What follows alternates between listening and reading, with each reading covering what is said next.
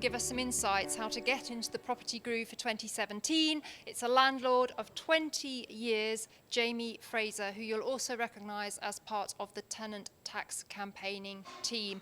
And Jamie, just before we started the interview, we were talking, both of us, that we do have, feelings of despondency and almost the darkest hour kind of thing. How do you come back from that if you're feeling very negative about the future? Okay, well, it has been very difficult since the government announcement in July 2015. We've all had these feelings, and I certainly have. It can be difficult to go on, but you have to just think to yourself, look, there is still a future. The sun still comes up every morning. The world hasn't stopped turning.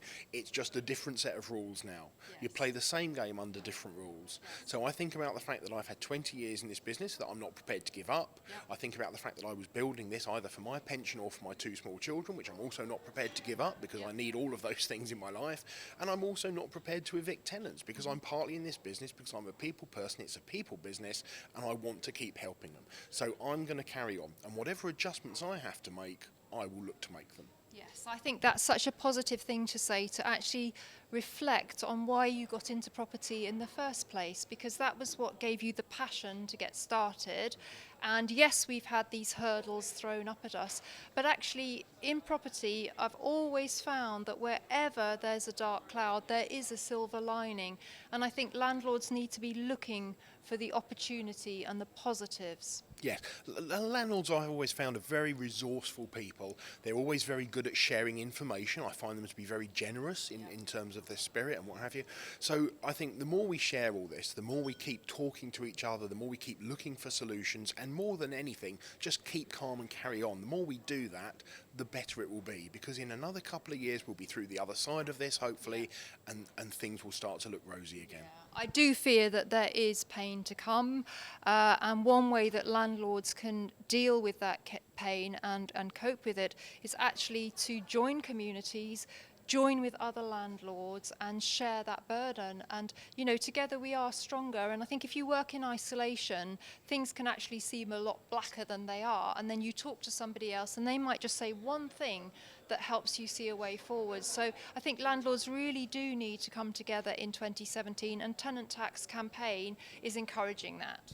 Absolutely correct, and in fact you've touched on something which I think is very important, which is that as an individual landlord, most people, they feel a lot of despair. They feel like they're the only person doing that. Nobody else kind of announces themselves as a landlord, do they? So you're on your own, and when you join a community, or you join an association, or you join one of the big web forums, you can start to connect with other people. You realise you're not alone, and that in itself starts to bring you a lot of confidence and feelings that you can continue, that you can get answers when you need to, and that takes you forward in times of difficulty. Yes, I think that's a very valid point, and Nick and I have always said that if you are part of a network, you can always find the answer to any problem within a network. And I think that's one of the advantages, as you said, of joining a landlord association or joining one of the big property communities.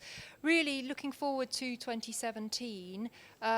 What are you going to be doing as a landlord? Are you in kind of consolidation phase? Are you still exploring the possibilities? Yeah, I've explored all the possibilities I can think of. I spent a year and a half doing nothing else but that.